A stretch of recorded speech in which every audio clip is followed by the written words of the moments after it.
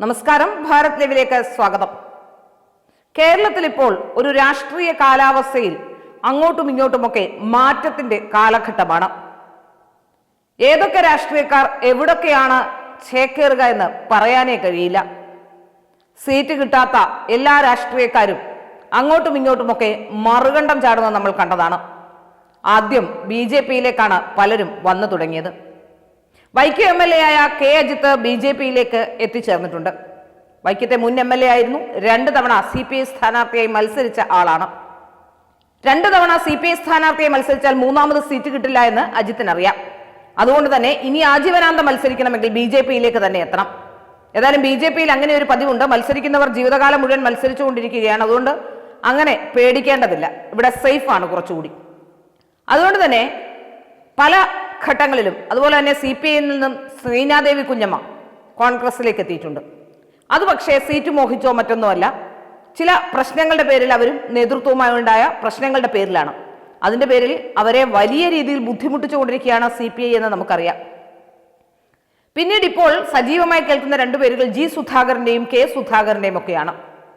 G. സുധാകരൻ്റെ കാര്യം പറയുകയാണെങ്കിൽ G. സുധാകരനെ സത്യത്തിൽ സീറ്റ് മോഹമോ ഒന്നുമല്ല, അദ്ദേഹത്തെ വേണ്ടത്ര പരിഗണിച്ചില്ല എന്ന ചോദ്യത്തിന് പരിഗണന ആവശ്യമില്ല എന്ന MP ഗോവിന്ദന്റെ മറുപടിയാണ് അദ്ദേഹത്തെ വലിയ രീതിയിൽ പ്രകോപിപ്പിച്ചത്.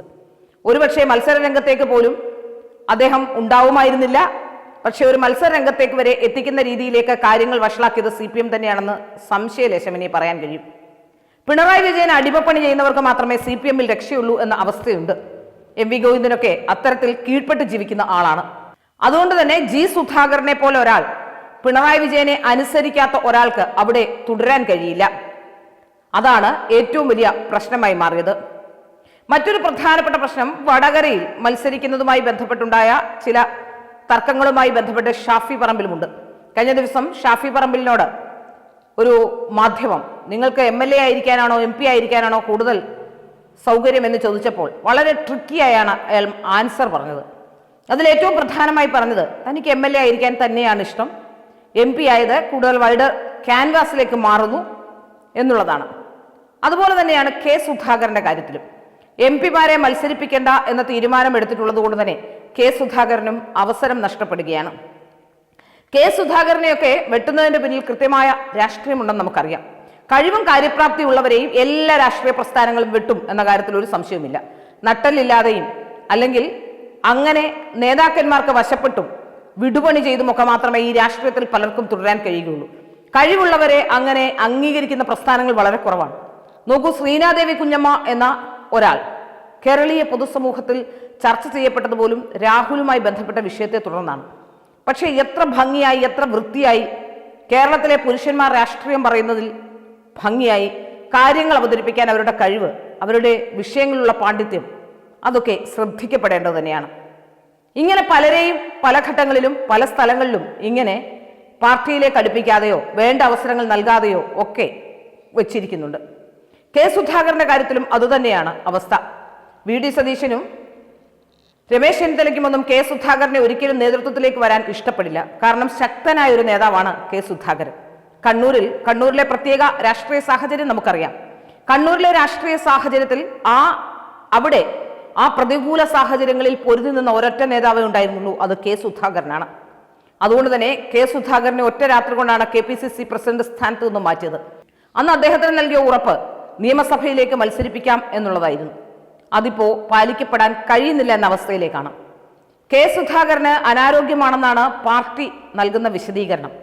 79 വയസ്സുള്ള G. സുധാകരനെ പ്രോത്സാഹിപ്പിക്കുന്ന പാർട്ടി 76 വയസ്സുള്ള K. സുധാകരന് ആരോഗ്യ പ്രശ്നമാണെന്ന് പറയുന്നു.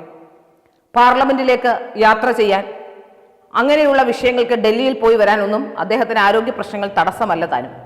അവിടെയാണ് എന്തെങ്കിലും ഒരു കാരണം പറഞ്ഞുകൊണ്ട് കഴിവുള്ളവരെ വെട്ടാൻ കാണിക്കുന്ന വലിയ പ്രശ്നങ്ങൾ ഇപ്പോൾ നമുക്ക് മനസ്സിലാകുന്നത്.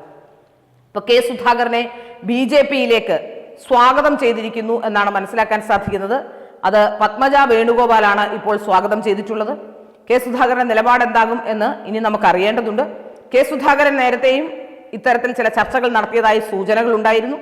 ഏതായാലും K. സുധാകരൻ കോൺഗ്രസിന് പുറത്തേക്കാണോ എന്ന ചോദ്യം ഇപ്പോൾ വളരെ പ്രസക്തമാവുകയാണ്. കെ സുധാകരനെ വെട്ടാനുള്ള നീക്കമാണ് നടത്തുന്ന കാര്യത്തിൽ സംശയമില്ല. കെ സുധാകരനെ പോലെ ഒരാൾ ബി ജെ പിയിലേക്ക് വന്നാൽ തീർച്ചയായും അത് ബി ജെ പിക്ക് ഗുണം ചെയ്യും. ഇത്രയും കാലം വന്ന നേതാക്കന്മാർ എന്ന് പറഞ്ഞ് പല പാർട്ടികളിൽ നിന്ന് വന്ന ആൾക്കാരെ നോക്കുകയാണെങ്കിൽ അവർ പാർട്ടിക്ക് ഗുണം ചെയ്യുമോ അല്ലെങ്കിൽ അവർക്ക് ഗുണമുണ്ടാകുമോ എന്നുള്ളതൊക്കെ നമുക്ക് ചിന്തിക്കേണ്ട കാര്യമാണ്. ഇവിടെ കെ സുധാകരനെ പോലെ ഒരാൾ ബി ജെ പിയിലേക്ക് വന്നാൽ ബി ജെ പിക്ക് വലിയ ഗുണം ചെയ്യുമെന്ന കാര്യത്തിൽ സംശയമില്ല. പക്ഷെ അതെങ്ങനെയായിരിക്കും നേതൃത്വം എടുക്കുക എന്നറിയില്ല. ഏതായാലും ഇനിയും ആരൊക്കെയോ എവിടെയൊക്കെയോ ഇനി തെരഞ്ഞെടുപ്പിന്റെ മത്സരരംഗം ഇപ്പോൾ ചൂടാവുകയാണ്. മത്സരത്തിലേക്ക് വരാൻ പോകുന്നു. എല്ലാവരും അവനവൻ്റെ സീറ്റൊക്കെ ഉറപ്പിച്ച് പോകുന്നുണ്ട് ചിലരൊക്കെ. പക്ഷേ ഇനിയും ചിലപ്പോൾ ആൾക്കാർ അങ്ങോട്ടും ഇങ്ങോട്ടുമൊക്കെ വരാം. കാരണം ഈ തെരഞ്ഞെടുപ്പിന്റെ സ്ഥാനാർത്ഥി നിർണ്ണയം കഴിയുമ്പോൾ മാത്രമേ ആരെങ്ങോട്ടൊക്കെ പോകുമെന്ന് നമുക്ക് മനസ്സിലാവുകയുള്ളൂ. ബി ജെ പിക്ക് വീണ്ടും ആൾക്കാർ ബി ജെ പിയിലേക്ക് വീണ്ടും വരാനുള്ള സാധ്യതയുണ്ട്. ബി ജെ പി നേതൃത്വം കരുതിയിരിക്കണം. വരുന്നവർക്കെല്ലാം പെട്ടെന്ന് സീറ്റ് കൊടുക്കുന്നത് കൊണ്ട് പല സീറ്റുകളും ഒഴിച്ചിടണം. പലരും പല മണ്ഡലങ്ങളിൽ നിന്നും വരാൻ സാധ്യതയുണ്ട്. അതുകൊണ്ട് ബി ജെ പി നേതൃത്വം കുറച്ചുകൂടി ജാഗ്രതയോടെ ഇരിക്കണം എന്നാണ് പറയാനുള്ളത്.